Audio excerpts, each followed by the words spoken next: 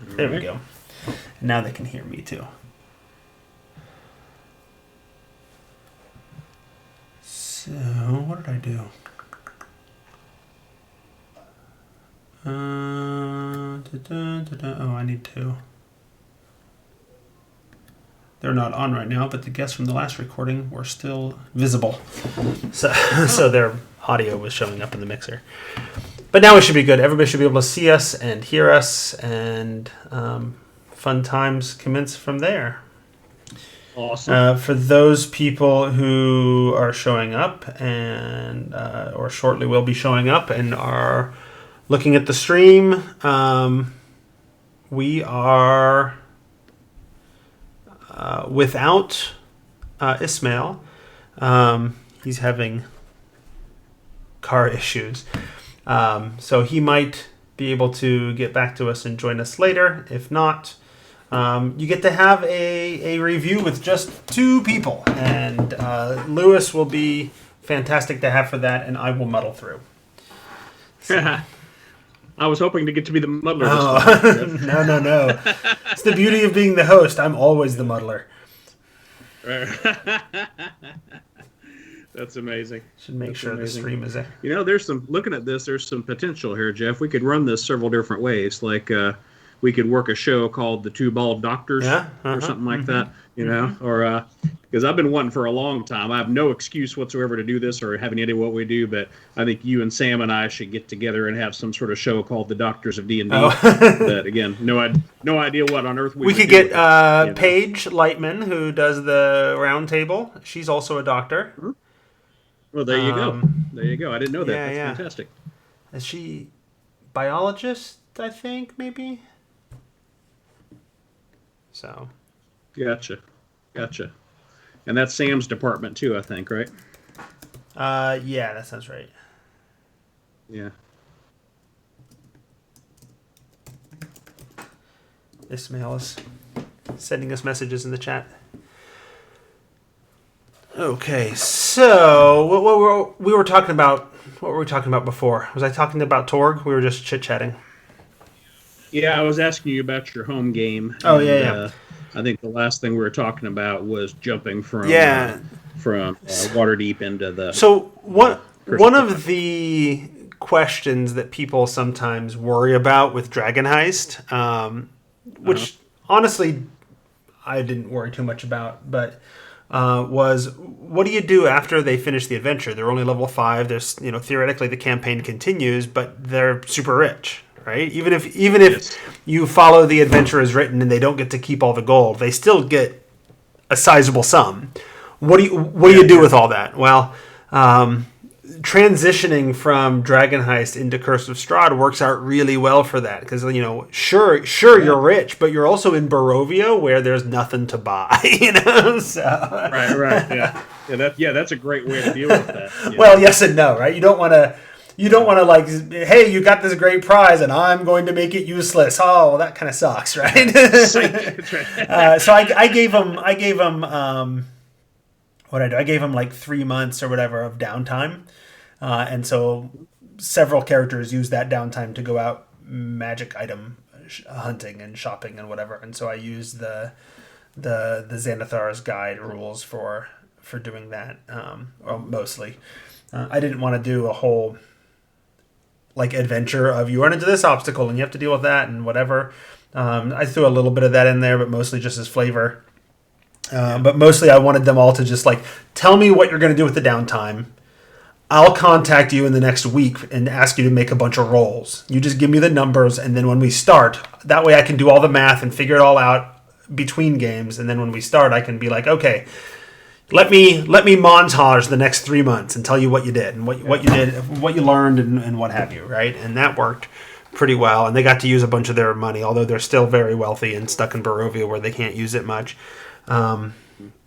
But even that's been nice. Like, there's a degree to which, like, okay, well, let's just assume that you don't have to worry about cash. That's fine. That's not, especially in when you control the setting. Having the cash is not the beginning and the end of the conversation in a D&D game, right? So they would be they would have the cash, and they would, they'd be able to buy whatever they want. But even if we're in Waterdeep, that doesn't mean you can just pop by the local magic item shop and buy whatever you want, because there's no such thing as a magic item shop in Waterdeep, right? There might be shops, and some of them might have magic items, but you got to do a little hunting and looking around. And they use a lot of their contacts that they built through the factions in Dragon Heist to help them with the shopping. And so the Harpers were going out and doing a lot of the hunting for them, and they use those connections to, and I tried to do enough of, you're going to find random things and I'll tell you what they are and you can decide if you want to buy them or not. And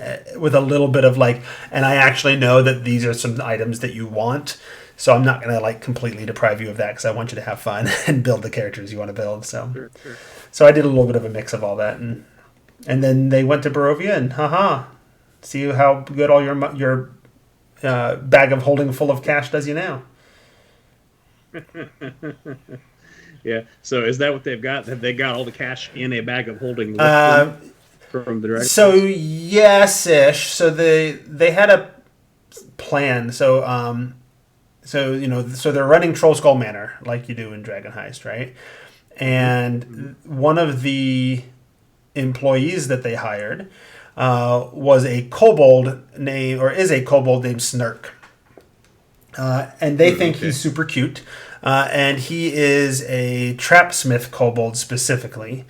And so they asked him to basically build them a vault in the basement. It's not a very big vault, maybe just a 5x5 hole in the ground and he set up a bunch of traps or whatever. So don't go down to the basement to get a new cask of wine or anything, because it might be dangerous. And so they were going to bury a bunch of it there, basically bury it in their own little homemade vault that Snurk put together for them. And that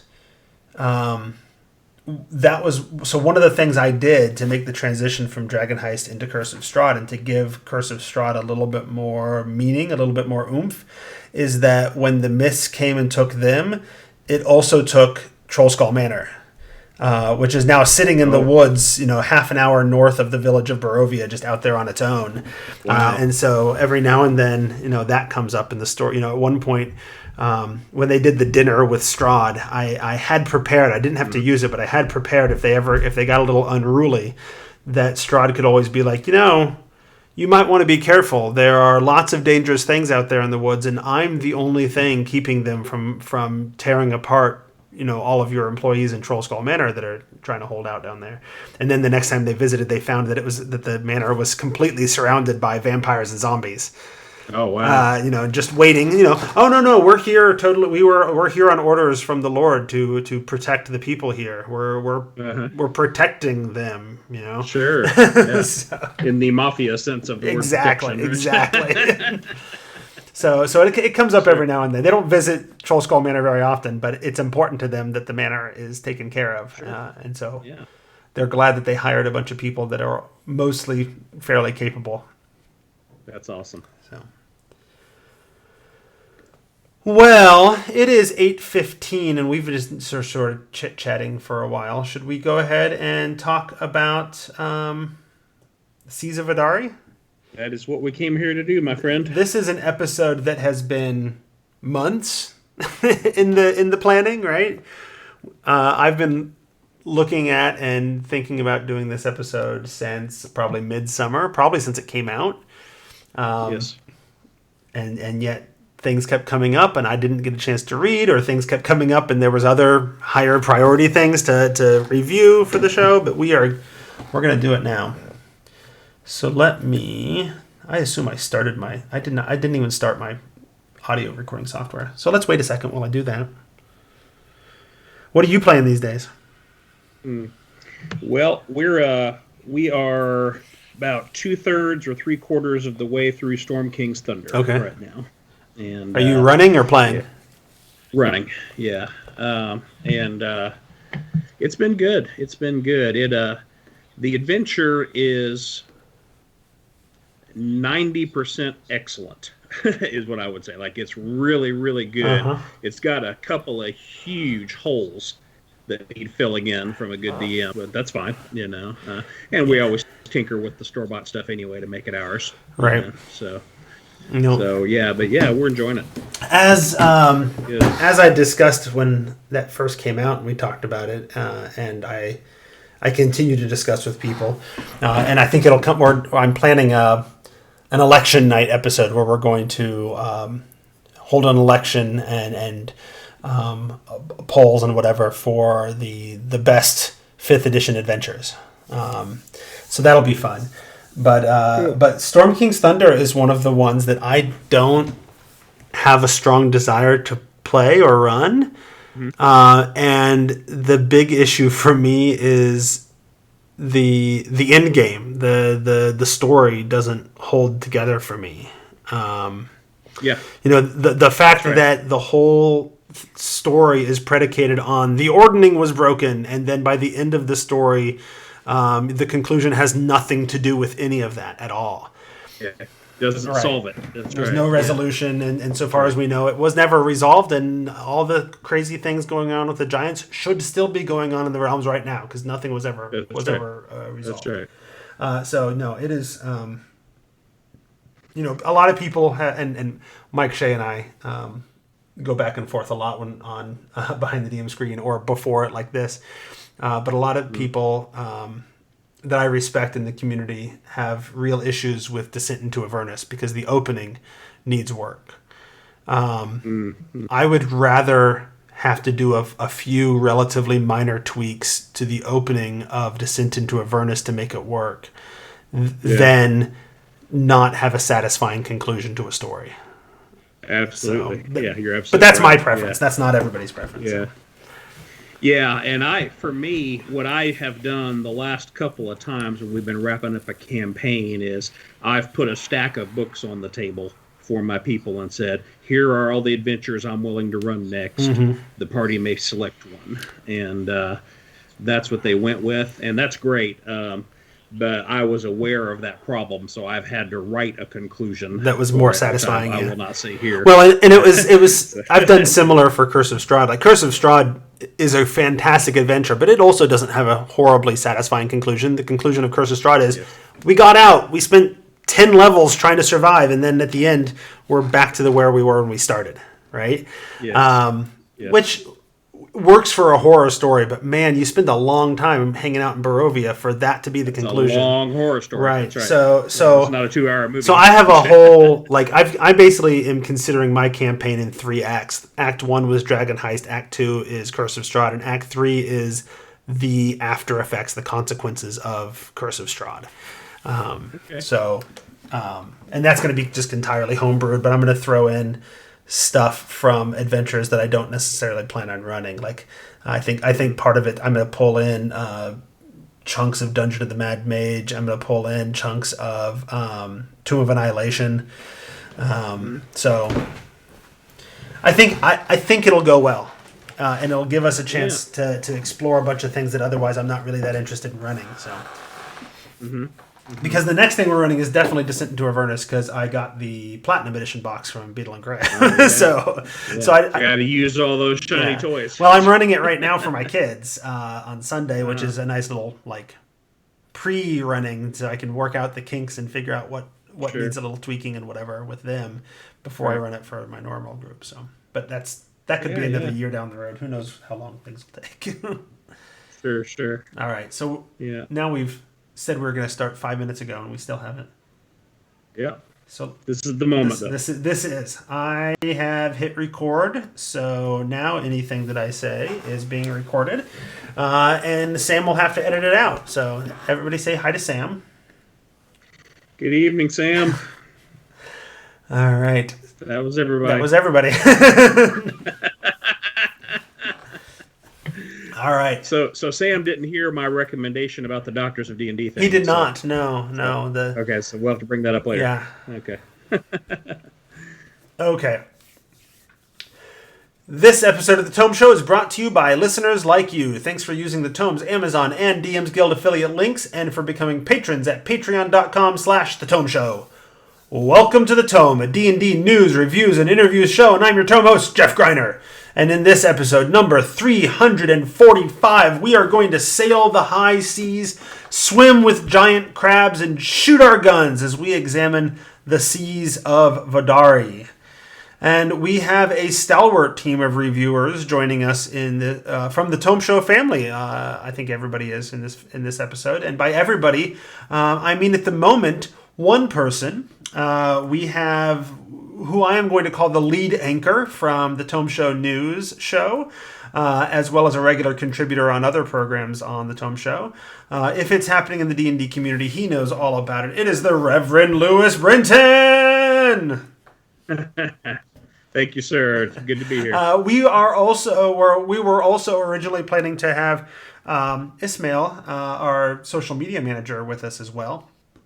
But he's having car issues getting home from work, and so might be able to, if things go well, join us later. If not, then you'll get Lewis's wonderful opinion and my, significantly less wonderful opinion as we talk about Seas of Vodari. So we'll see if Ismail is able to join us later. But we are discussing the book, The Setting, Seas of Vodari, published by Tribality and available through DriveThruRPG. It is a setting of nautical adventure, swashbuckling firearms, and much, much more. It has setting details, a new gunslinger class, new builds for every class in the player's handbook, feats, backgrounds, equipment, both mundane and magical, and probably many other things that I didn't put on the list. So that's what we're going to talk about. Before we do, I do want to thank all of our listeners who support the show.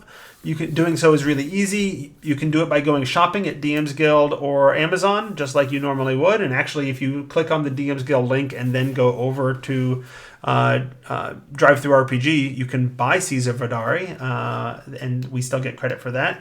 You get the exact same experience, the exact same prices. Everything's the same for you, but we get a small percentage for having pointed you towards those services. DM's Guild and Amazon. Did I mention Amazon before? Amazon's one too. I always like to make sure that people... there's a lot of people shopping Amazon these days because we're all stuck at home. And the Amazon money all goes to our hosts and contributors and the people who help make the show possible, who aren't me. That is my small way of trying to say thank you to them for a show that doesn't really sell advertising to a point that we're like doing anything more than just paying for our hobby. So... if you want to support us directly and not go shopping, you can do so as a patron at patreon.com/thetomeshow. You can be just like Hyperlexic, Leonard Pelche, Jill Sanders, Doug Palmer, and Merrick Blackman are some of our wonderful, wonderful patrons. Okay, that's all the intro. Now it is time to talk about Seas of Vodari, Lewis, so I can stop talking so much and we can have more of a conversation. That sound good? I'm ready, man. I thought I always like to start an episode where we're reviewing something by disclosing anything that we might need to disclose in terms of a product, such as getting review copies. In this case, I don't think either of us got review copies. We're both working from purchase copies. Yeah, I bought it with my filthy peasant money. Yeah, there you go. I did. Mine was ill-gotten lucre that I pirated on the seas, but. The high seas of Indiana here where I live. Right on. Right on. But I think it is worth disclosing that this was published by Tribality. One of our good friends and Tome Show contributors, Brandis Stoddard, is a regular contributor to Tribality and in fact worked on specifically the editing and things, it looks like, from the credits page on this book. So full disclosure, it is possible that we love this book because we love Brandis and we want to help him out. So bear that in mind as we talk about these things. That said, yeah, absolutely, Brandis. Brandis is that needs to be a strong disclaimer for us because Brandis is a good friend of ours, and he's one of my co-hosts on the TSN show, and is on another show with Sam, and he is all about the Tome Show universe, and And we do love We Brandis. do. But yeah, we'll do our best to give this book a fair and reasonable review. He's credited both as a designer and as an editor in the book, and his wife Rabbit is also as listed as an editor in the book. Very good. So I came to a decision actually today as I was preparing for this episode, Lewis. As I was thinking through this setting and this book, and thinking through sort of my thoughts on it and what I was going to say tonight and all of that, and I started saying, well, here's one of the things I want to see in a setting book. Does it do that? Here's one of the, and ultimately I decided, you know what I should do? I should just make a list of all of the things that I want to see in a setting book. And it turned out that my list ended up being, as I typed it ended up being in question form. So rather than going through the book sort of section by section, I'm going to try going through sort of my qualifiers of what I want in a setting and see if how that does as a way of discussing this book. Are you up for that? That sounds like a great format. Let's chase that thing. So because we've done the chapter by chapter thing on books like this, and sometimes it turns into a really we get into the nitty gritty and we get into the details, and that's great, and a lot of people really love that. But it also gets a little bit long in the tooth, in my, at least in my recording experience. So I know some people absolutely adore, like when we did Hero's Handbook and we had to split it into two because we went through every single class build that was offered and whatever. People love that kind of stuff sometimes, but I think this will be an interesting way to have the conversation. If not, we tried it and we won't do it again. So the first thing I put down for what I want to see in a setting is, does the setting enable storytelling that can't really be told elsewhere? Because if I can tell the same kinds of stories just as well in another setting, then what do I need a new setting for? Right? Because there's a lot of settings. Mm-hmm. That's part of where I think these questions are coming from, is that there's a lot of settings. And everybody publishes a setting book at some point, right? And so you've got plenty of options, and some of them are very well done by professionals. You know, Green Ronin has 5th edition settings, and Wizards of the Coast has now 4, 5, 6 different settings between the Magic ones and the Wild Mount one and all those. So there's a lot of setting options out there. Does this one allow me to tell stories that I can't really easily tell elsewhere? What do you think? Yeah. I would say largely, I'm going to say 80% yes. And what I mean by that is I didn't understand, since 5e came out, and especially since I started working with the Tomeverse and following news stuff very carefully, I didn't realize how many people really, really like nautical themed adventures and want nautical themes and nautical settings, because that's not my particular thing. But I was really surprised by that. So this book is, it's not quite Waterworld level, but it's, you can't get very far anywhere without ships. And so that's the thing. The whole world's an island chain, basically, and so you can at least tell a fully, if you allow me the term, immersive nautical story here with this tool that is probably the best tool to tell this kind of story that I've seen. I sure can't think of another one that can tell a nautical story like this can. Yeah, no, I agree. So I've seen a lot of settings, and I certainly haven't seen every setting, right? So I guess take that with a grain of salt. For people watching on the stream, I'm currently looking down at my iPad because I'm trying to look for the map, because you talked about it. There it is. You talked about it being...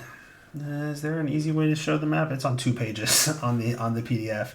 Yeah. But it is. It's basically just a string, a circle of islands surrounding this sort of big maelstrom sort of thing.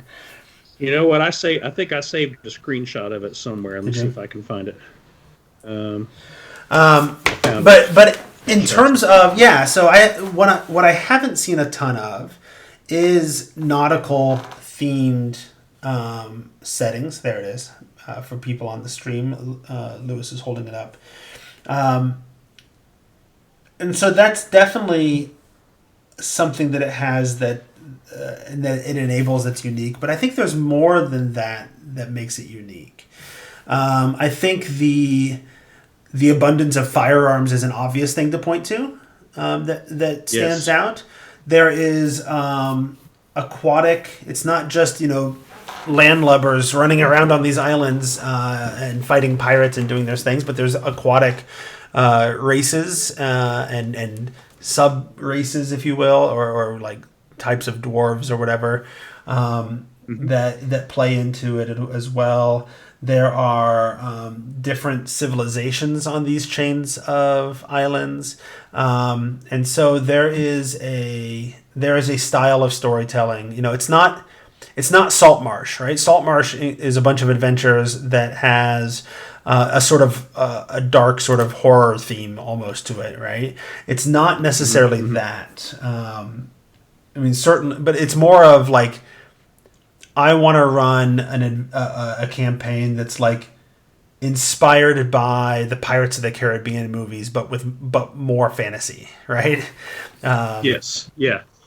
Yeah, this provides a genre mashup that you and I were talking before we started recording about genre mashup games, and I'm a great appreciator of a good genre mashup. Like the original Ravenlofts, let's smash some fantasy and some horror together, and in this case, let's smash Pirates of the Caribbean world with a otherwise high fantasy world, and smash those together, and I think it's fantastic. Yeah, one of the areas where I think the setting is maybe less unique, or at least I didn't feel like it was super unique, was in that sort of there's a tendency in setting books to open with chapter 1, let's go through the timeline of the world and the war with the gods and all that kind of stuff. And that has been that is a story that is told in many settings, and the Caesar Vodari take on that, it's got its differences, its eccentricities, but it feels pretty similar to a lot of other settings in terms of that background. To me, yeah, I'd say so. I think it's not unusual to start a story with its genesis story, if you will. There's the Pantheon thing is fairly standard. I think the narrative of the Pantheon is much tighter and more satisfying than some others I've seen. But the Pantheon in general is your kind of standard stuff. Here's your god of luck. Here's your god of the sea. Here's your god of this and that. And there's the ancient conflict, and in this case, the ancient conflict ravaged the land in such a way that it turned it into a chain of islands, and that's sort of the origin story of where we are. Other settings, there was the ancient conflict between the gods and whoever, and it did other things to the settings, what have you. Sure. So yeah, and I don't know. I've had this thought several times. I had the same thought back when I read the Tal'Dorei book that Green Ronin published from the Critical Role setting. In that, like, I don't know that opening in chapter 1 with here's the grand history of the setting is the best way to open a setting book. It's the standard way to open a setting book, but I don't. Yeah. On page 1, I don't care about any of that, right? Yeah, and so it feels like a little bit of a slog to get through it. Sure. Especially when they kind of blur together from setting to setting sometimes. That's true. But once I got... something they do that's really good on the front of this book, though, is the very first thing is there's like a 1 or 2 page thing about, it's called 6 Things You Should Know About Vodari. Now that's a winner right there, and that's also really good for standing in a game shop full of books like this, and pick it up and scan the first few pages and help this book pop a little bit and stand out. And that's a good. I feel like that was one of the things that WotC started doing, maybe in the 4th edition days, with maybe when they published Eberron. I forget if that was when the first time was that they did that, but it was well received, and they've continued doing it. And I know Mike Shea has talked on Sly Flourish has talked a lot about doing the same sort of thing, like taking the idea and doing that. Like, here's 5 things you need to know about my campaign, right? And so you can give people the primer on not just a setting, but the kind of stories you're going to be telling and what have you. So, yeah, no, that is something they did. That's not unique, but definitely helps get into the whole thing, right? That's a helpful introduction. Maybe the origin story isn't as. There has to be at least enough to explain why there's a huge storm right in the middle of the map and the island chain all the way around it. Well, and the thing is, I think I want that origin story in the book. I just don't know if I want it to be the first thing that I read as somebody who picks up a setting and reads it cover to cover, you know. So yeah, but that 6 things you should know place is actually a good place to look to see if there's anything we're missing in terms of what makes it unique. Mm-hmm. An ancient and broken world is not particularly unique. A dangerous place to explore with your points of light and civilization, that's not very unique. Mm-hmm. If it exists in a typical fantasy world, it can be here. That's claiming a lack of uniqueness, right? Claiming non-uniqueness. That's right. Yeah. Caught in divine conflict is number 4. That's not particularly unique. Magic is extraordinary. There's other settings that do that, but the world of technological wonders, the nauticalness of it, which doesn't make it on that list, I think is where Vodari is enabling a different type of story. That's right. Yeah. So 6 and maybe a 7th that should have been there is, hey, this is Waterworld. Right. Right. Yeah, absolutely. Exactly. So I feel like my first 2 questions kind of blend together, not just because the second one is the setting unique, which kind of blends in well with the does it enable a different type of story, right? And so we've kind of talked about that, I think, already. My next question then is, and this one is a real kicker for me, because sometimes I see products that do this really well, and sometimes I see products that don't, and the difference is startling to me. And that is, do the locations, the people, the history, the lore that's in the setting inspire stories? Are there specific seeds or hooks or things that I'm seeing that are building a story for me in my head? I think back to when I read both the 3rd edition and the 4th edition Forgotten Realms campaign setting book.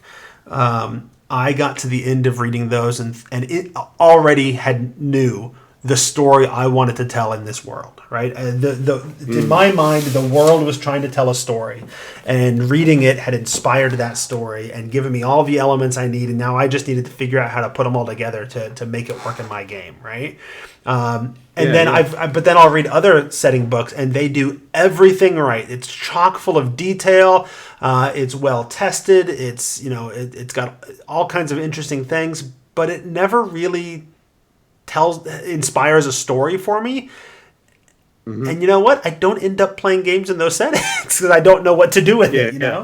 More recent WotC books have been a little bit like that. There's a lot of Ravnica and Theros and even Wildmount and some of those others. Not that there aren't stories to tell there, and they oftentimes have chapters about that give me a little bit of that inspiration. But the setting information itself, does it inspire me to tell a certain kind of story? What do you think about how well Vodari does that?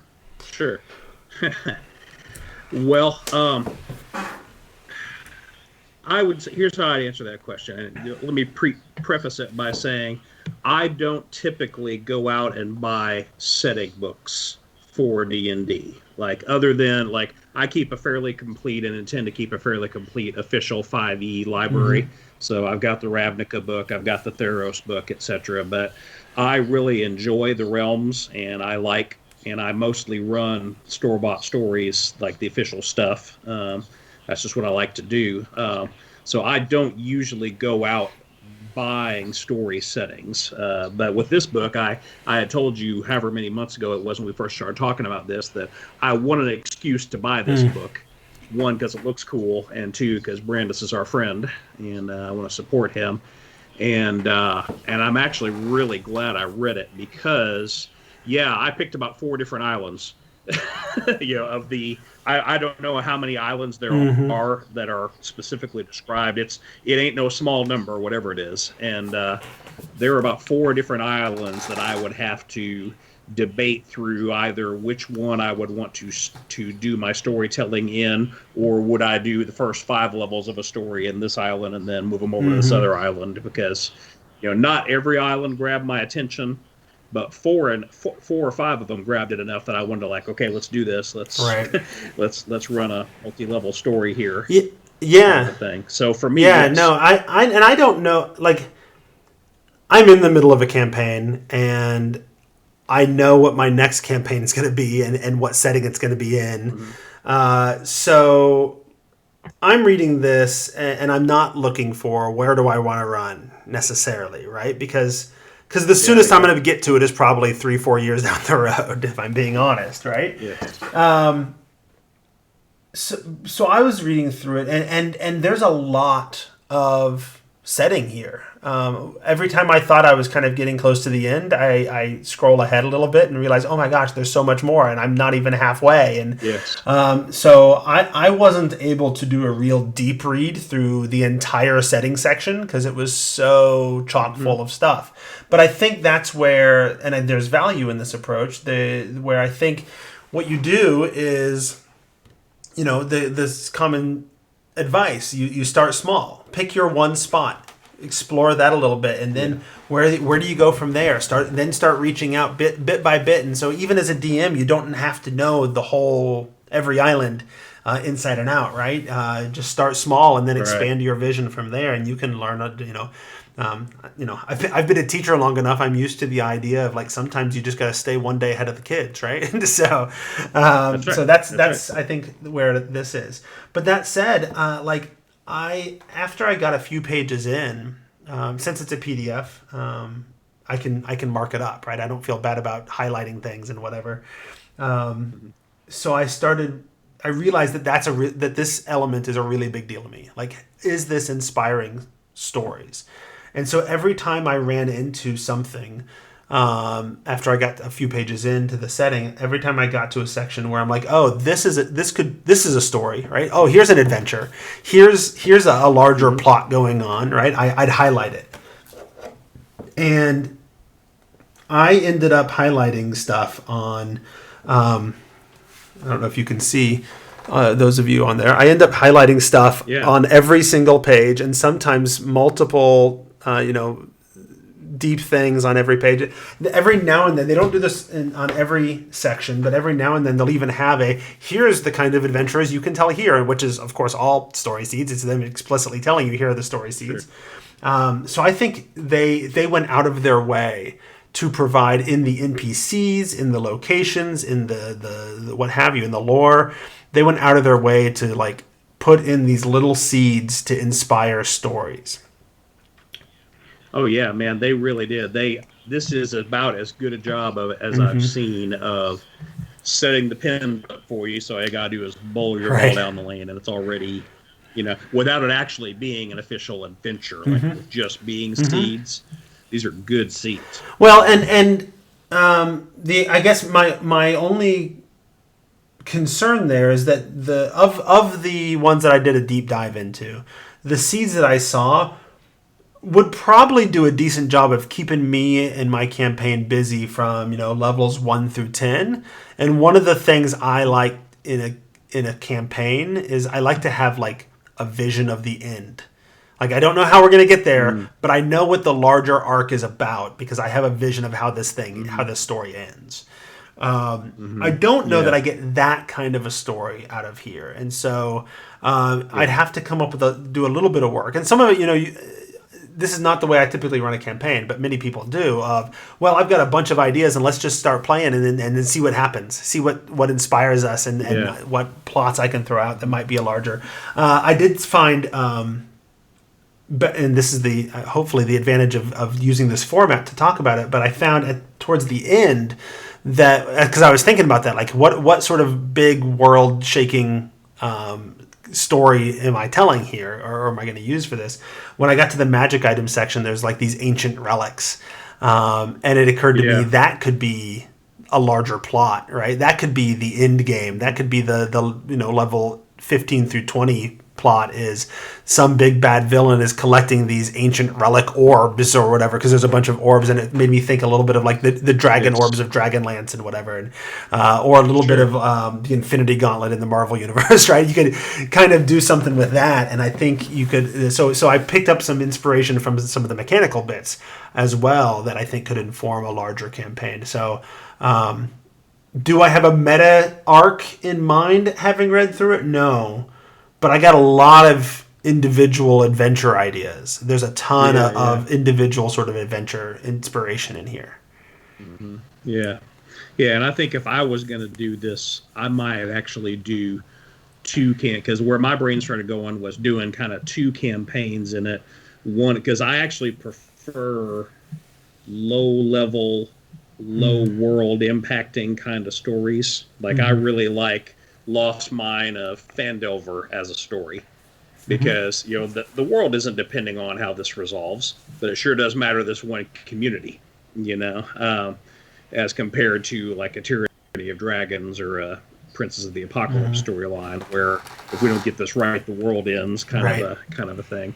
I like small stories of, hey, our town is 15% better because we did this kinds of stories, and I saw 8 gazillion of those, and I thought I might want to run one story, like a decent length campaign, running around telling those sorts of stories, and drop some plot points in place and some plot hooks in place that then you run another set of characters through that world and actually get to the meta plot and start tying those things together, because that's what I've done with all my campaigns in 5th edition, except for the one that mostly happened in Barovia, have been in the realms, and so I've intentionally dropped Easter eggs and plot hooks from each story that are going to show up in the next story, and so on. I did one as recently as my last session with my group. This is my 3rd or 4th campaign with this group over these 6 years, and I dropped a little Easter egg from campaign 1 from Lost Mine of Phandelver that they just loved. They just and when you keep telling stories in one region, you can do stuff like that. No, I've been doing that a lot with my current campaign, because I know I'm running Descent into Avernus next, and so there was a moment where here's Duke Van Thamper and one of her sons that are crucial to early levels in Descent into Avernus, and they were having the PCs specifically go out and recover for them a shield that was lost in the tombs of their ancestors or whatever. Well, guess what that shield ends up being, right? That's the shield of the Hidden Lord from Descent into Avernus. So I've been, there was a unicorn that they were trying to save because it had made a bad deal and was going to have to go to hell. Well, there's a big location in Avernus that is powered by a trapped unicorn, right? So I've been sort of layering these little hints in that won't pay off for years, but hopefully they remember some of them. Sure. So that's the good stuff. I love doing stuff like that. I love and it sounds and I think if I could get my players, if I could talk my players into doing that kind of a campaign where you do a relatively low level campaign and it doesn't have necessarily a big world shaking meta arc to start off with, that might be fine. But I don't know that I have those players right now. My current players were like, when this campaign is over, we'll keep the same characters and keep going, won't we? I'm like, well, no, I'm planning on this campaign taking you to like 18 or 19. We're not starting a new campaign at that high level, Sure. But so yes, having them stop at level 8 or 10 or whatever and do a new campaign, that might be pushing it for them at this point. But So. Okay, so then my next question then goes to the second part of the book. There's a lot of the lore section goes a long time, the setting stuff. But it's it's maybe half of the book. It felt like it. It felt like it was more than half the book, but Yeah, it's 70 or 80 pages. It's a big piece of the puzzle for sure. Let's see. The setting stuff stops on page 99. And then Yep. you go into the people of Vodari, which is really where you start getting into your player options, your crunchy mechanical bits. And so, Yes. my question about the mechanics, and we can talk a little bit about what different options they have, but my question about the mechanics is really, do the mechanics enhance the setting, or does the setting need these new mechanics? Or is the Mm-hmm. setting a justification for the designers to sort of make those crunchy bits that sells well, right? Because Mm. sometimes it Yeah, feels yeah, yeah. like the setting is not made better by your mechanical choices, your mechanical additions at all. And they might Yeah, be neat yeah, yeah. mechanical Mm-hmm. additions, but really the setting is just a justification for you to be able to throw in a new class feature or whatever. Right, So, right, right, but I right. think it's all the better, especially in a setting book, if the mechanical bits actively like enhance or even needed by the setting to really help tell that story. So what do you how do you Yes. think that Caesar Vidari does in that regard? Sure, sure.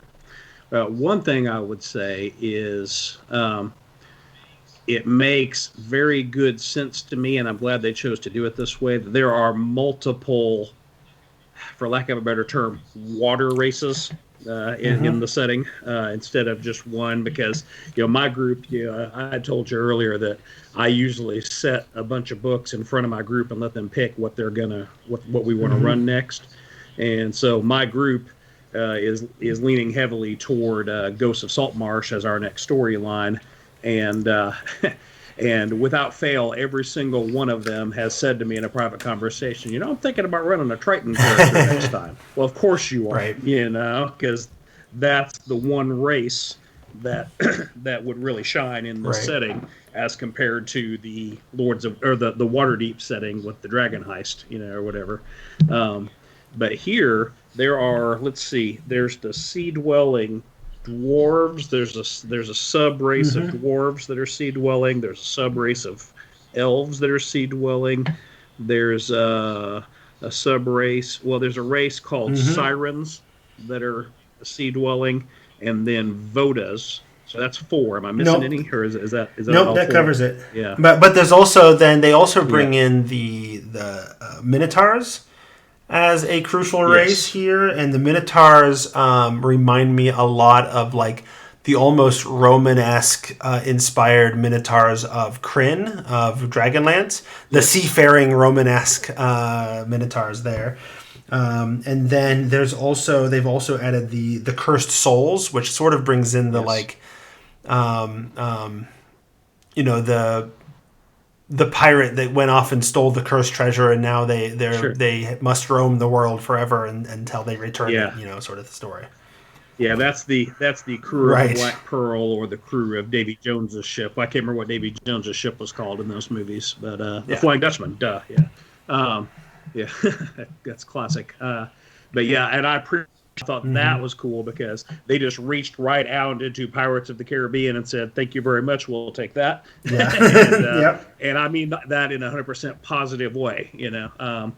And really that character class, I mean, that's the Crow from the old Crow graphic Right. novel and movie. The the revenant who's got the quest that can't be until it resolves it. He's going to walk the earth, kind of a thing. I thought Mm-hmm. that was great, and I thought it was very liftable to other settings Mm-hmm. too, And I have which to is something say, I like. since I'm flipping through the races section here, I have to say I really like the art style that's Yeah. used as well. I particularly like um, the art style used. So here, I like their take on goblins. For those of you in the Hmm. stream or watching this later, I also really like, and we see this one a lot.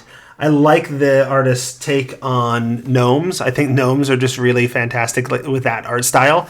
The swashbuckling pirate sorts work really well there too. There's some others that it don't sing as well for me in this style, but nothing doesn't work. So. Yeah.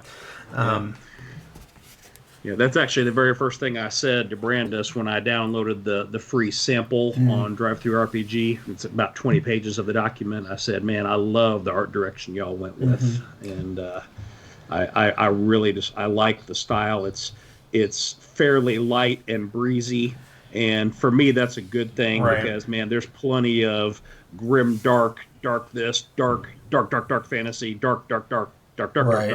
And you almost want to. Yeah. I almost would describe it as almost cartoony, but I think that's even maybe an unfair. Like it's light, it's colorful, in a way that a swashbuckling nautical storyline I think could and should be. But that doesn't mean it's not serious. Here's a few pages back from there. Here's one where you can see that it's bright colors and there's also a lot going on. Like you're portraying some emotion and some seriousness there, even as you have the sort of bright light colors. So that's right.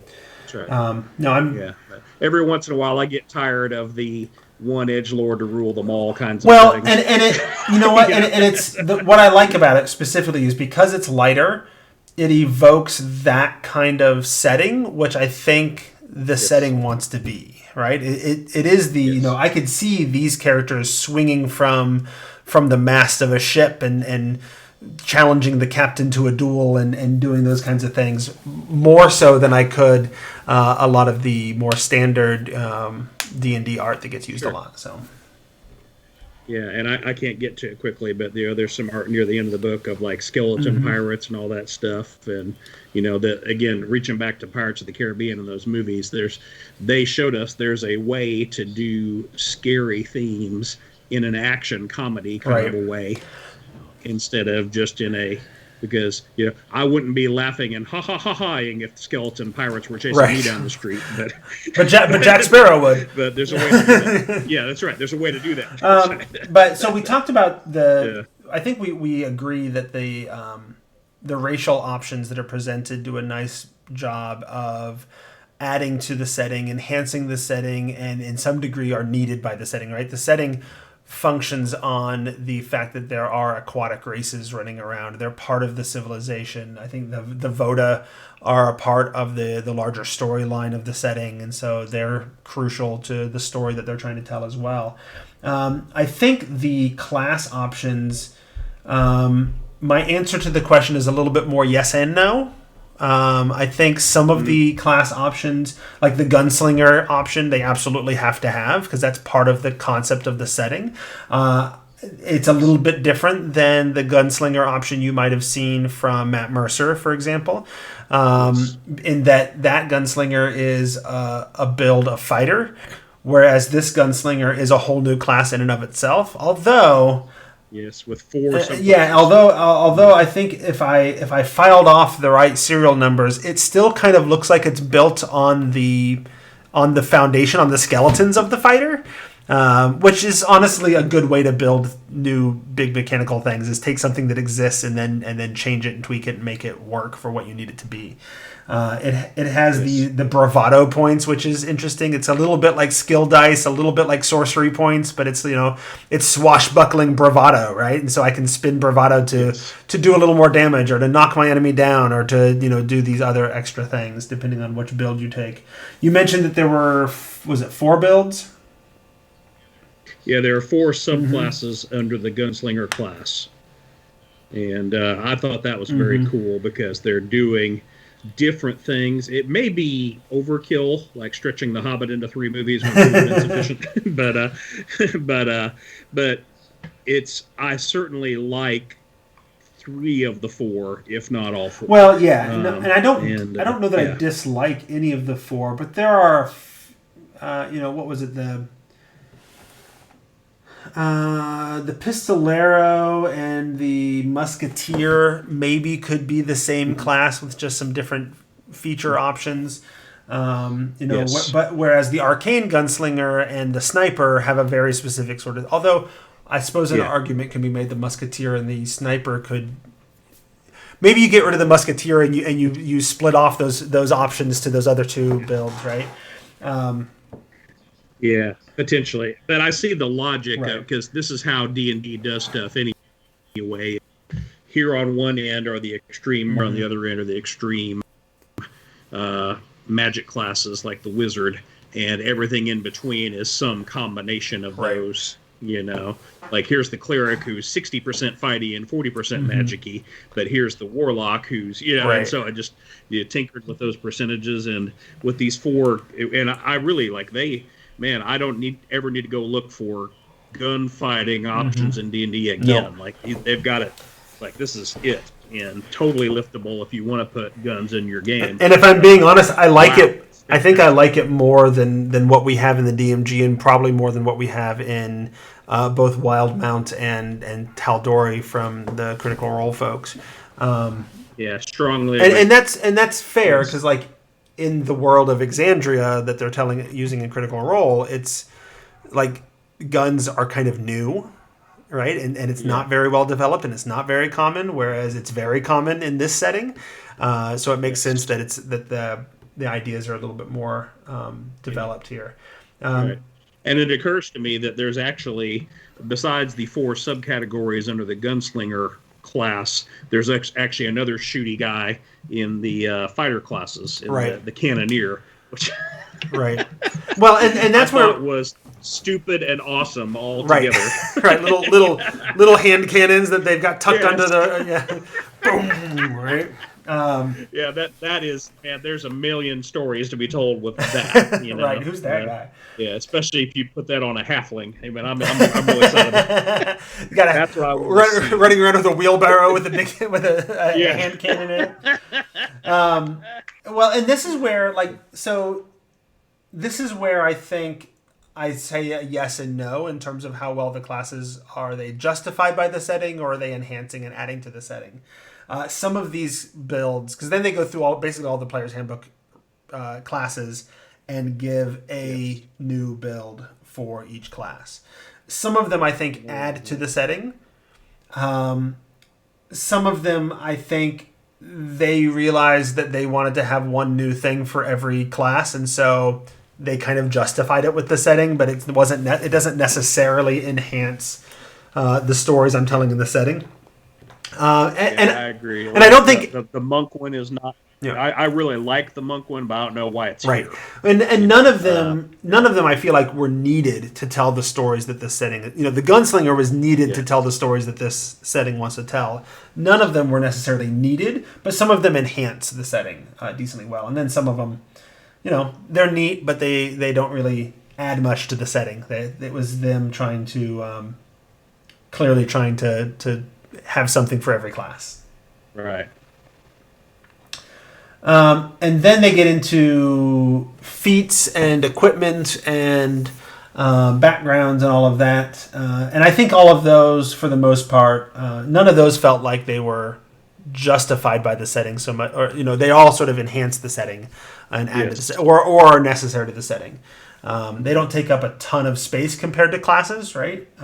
yeah, But I didn't feel like you got a handful of magic items. You're not gonna throw in stuff you don't need to make the setting work, right?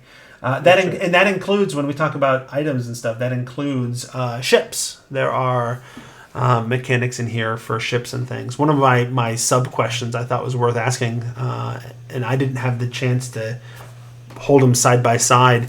Did you happen to think through how does this handling of ships compare to the nautical rules in Saltmarsh? I did not compare them either, and I haven't actually read the nautical rules of Okay. Saltmarsh. I was just So, curious if the stat yeah, blocks so in Saltmarsh were. but I liked this. There's about 20 pages Yeah. here, and I liked what they did with I it. was just curious if could I mash up ships from Saltmarsh and ships from here, and they all sort of work together mechanically. So Yeah, I guess our answer is maybe we don't know because neither of us had a chance to sort of look at it and that's right. make that. Neither of us is literate enough to know. Yeah. So. Yeah. So I think we're ready for my next question, which is fairly straightforward Yeah. and simple, but it's particularly important for third-party products like this, which is okay. So there's a bunch of mechanical options. They do or do not enhance the story to various degrees, depending on what we're talking about. Fine, but is it balanced? Like, is any of this gonna break my game? Are any of my players are all my players gonna end up taking stuff from this book because it's patently better than what's in the player's handbook? What are your thoughts on that? Yeah. Well, I did read this specifically looking and asking myself that question. Um, there's so much of it that my first short answer is no. I don't remember seeing anything that looked terribly unbalanced, but I also can't claim to have sat carefully with every single class option and spent 20 minutes thinking about it. But I did. That was a question I was asking as I was reading through this: is anything blatantly broken? Right. All my guys are going to want to be pistoleros next time we play something because of this thing. I can't remember anything like that. I saw plenty of stuff that I thought was cool. But I don't remember. In fact, there were a couple things I thought were weak. Yes. So I saw some of that. I saw nothing that. So what do you think, Jeff? I don't remember seeing anything that I thought was too strong, but I could have missed something in the minutiae. There were a few instances. It's been a while since I've read through the race section. I recall there were a few instances where I felt like, well, this race is probably better than these other sort of player's handbook races. But I don't know that it was so much better that players were likely to start playing that race just for those features. And I felt the same way about the gunslinger class. That's where I looked the most carefully in terms of balance, because that's the easiest to mess up, you know. And my first, there were some moments where I kind of raised an eyebrow to it, but then I compared it to what some other classes are doing, you know, what fighters are doing with expertise dice and you know, those bravado points, right?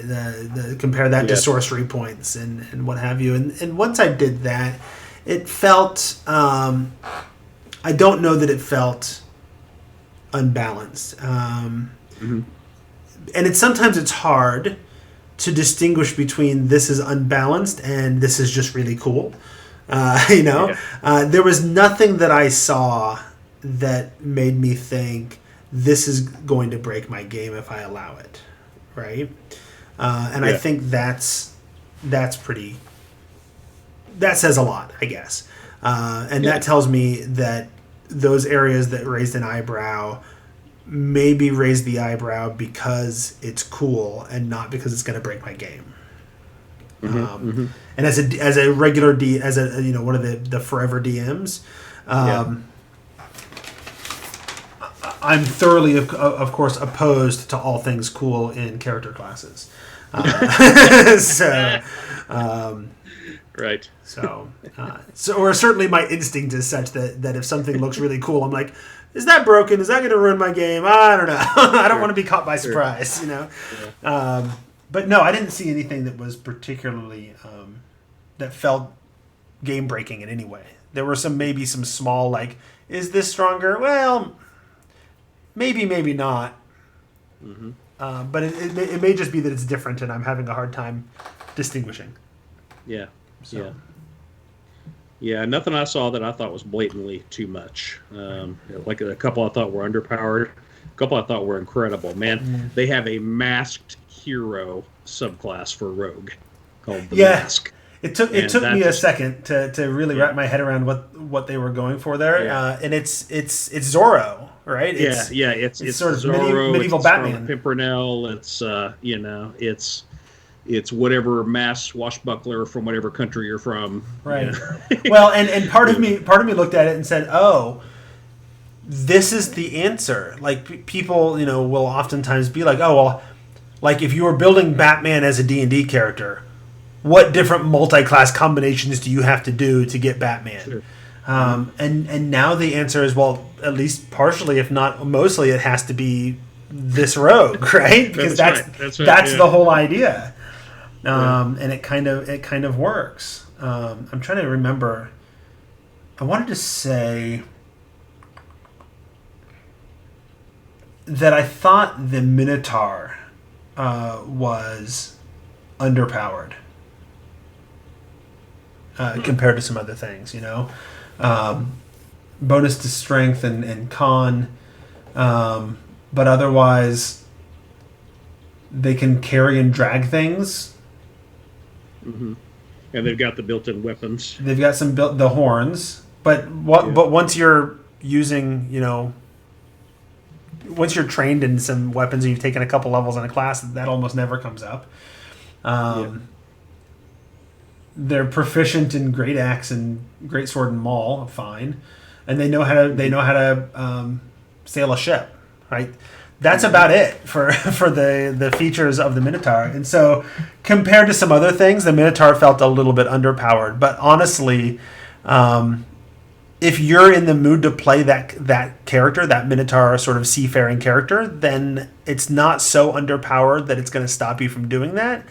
And I would rather designers, if they're not sure, err a little bit on the underpowered side. Yeah, I agree. But that's me, again, as the DM that doesn't want the players to do anything cool. That's right.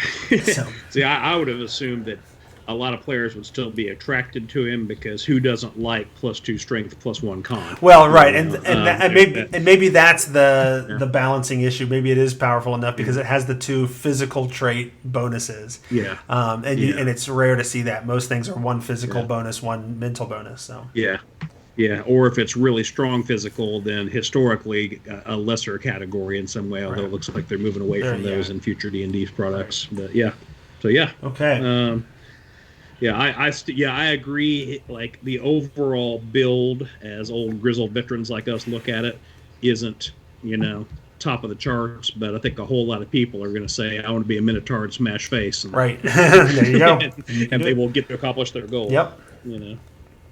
All right. So my last real question then is, because sometimes it doesn't matter. Like all of the best design, all of the inspiration, all of the wonderful things that might be there. The answer to every other question might be that this thing is fantastic, and it's just not a concept you're currently sort of jiving with, right? It's just not what you're looking for at the moment. So is this a concept that you're currently into? What do you think? Yeah.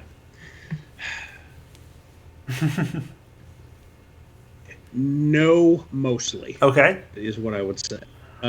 It just in the sense that, again, this is not the kind of stuff that Lewis Britton in particular is usually looking for out of his D&D products. I'm not looking for whole new world settings. Like I know the lane I like to drive in, and I've been in this lane a very, very long time, and so I'm not usually looking for world settings. But I will say for certain, I'm really glad I picked this up and read it. And if the bug were to suddenly strike me to run a game in a whole different world than where I'm comfortable normally running games, or if my players really, really said, "Hey, we want to do just a completely new, non-canonical world," this is what I'm for sure. Well, I really thing is, you were talking about doing Saltmarsh in your next campaign. I think this, because it's so nautical, you could very easily do Saltmarsh in this setting, and it would it would work pretty well. It wouldn't be hard at all to mash these up. And I'm a big fan of mashing up products at this point. I guess that's what I do.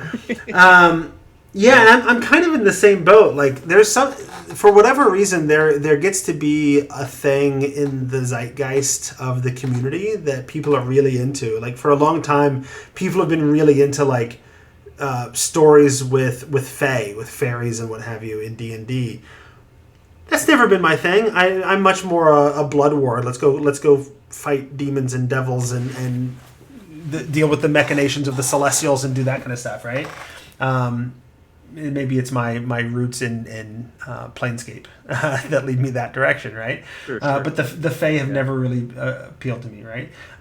Similarly, I think there is a thing in certain corners of the community, as you pointed out earlier, that are really into nautical campaigns right now, right? Sam has his D&D brief game that he streams and releases on the Tome Show, the audio for, and it's all nautical based and what have you, and I don't know, like I said before, like by the time I need this, because right now my headspace is entirely in Barovia and the after effects of that, and then the next campaign that I've already got sort of plotted out and planned, which is not nautical based, that I'm just not in the headspace to really want to jump at this right away.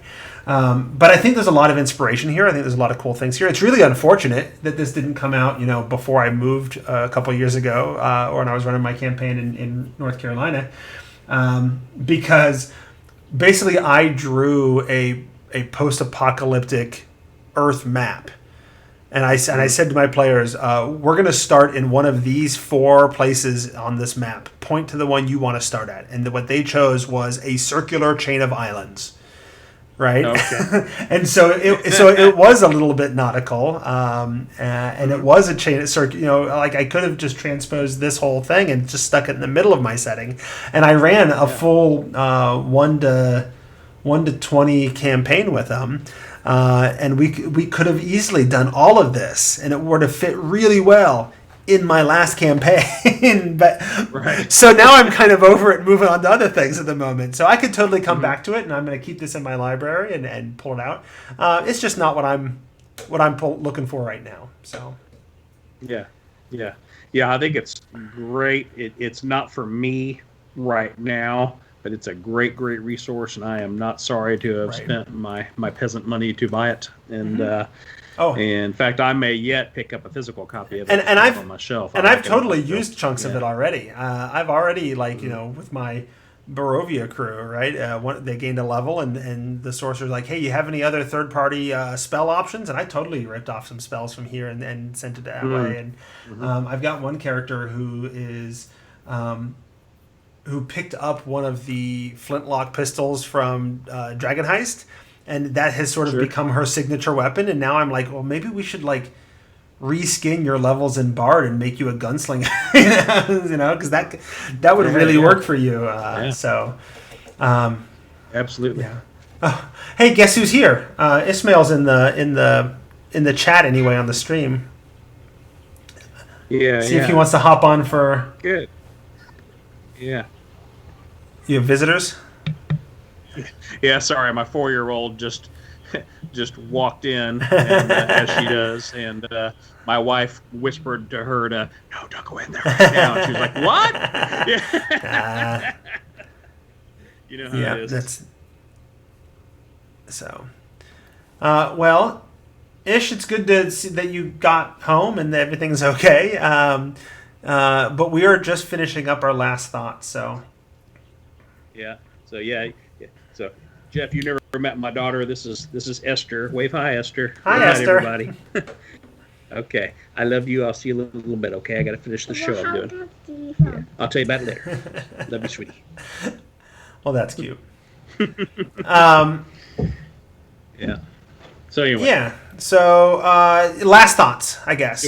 Last thoughts. You go. I was going to say, my last thoughts are, I think generally speaking, this setting book does as well or better than any other 5th edition setting book that I've picked up in almost every category. The one thing that I've decided I want from a setting book that I don't think any setting book has ever done before, that would help me with sort of the larger sort of meta arc campaign idea sort of things.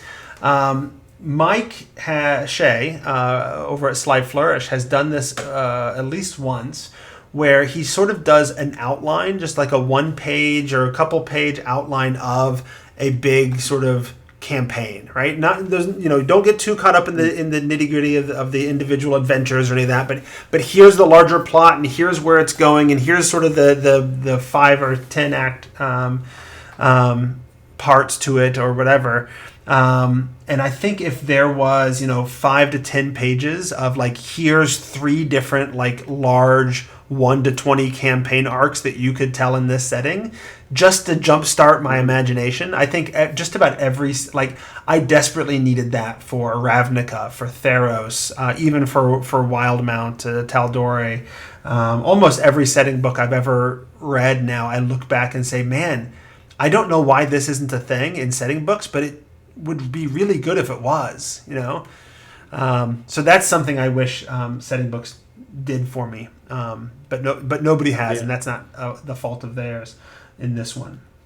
But yeah, I think this is a really well put together setting book, and if you are looking for high fantasy swashbuckling nautical stories with guns and creatures from the deep and all of that kind of stuff, this is a great setting to put those stories in.